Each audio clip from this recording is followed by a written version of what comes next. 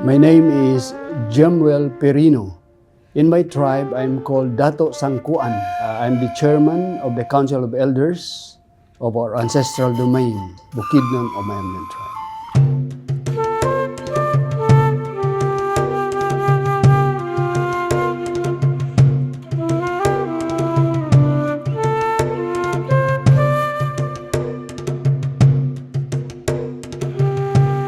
We are using something that is traditional for us as a tribe, and we are trying to use it now for bigger benefits.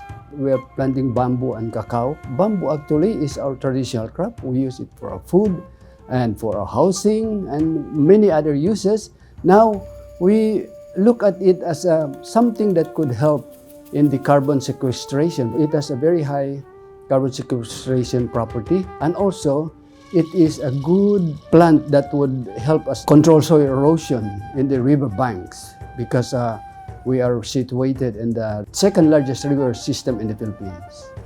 Innovative because we are also looking forward that it will have some income, and it just so happened that this is the raw material for engineered bamboo, and it is in high demand this time. Basically, we are using our local knowledge because we are indigenous peoples. We use our IKSP, Indigenous Systems, Knowledge and Practices. We are also being helped by local scientists of bamboo, and we now plant this bamboo in thousands because there's already one technology that is coming to us, helping us.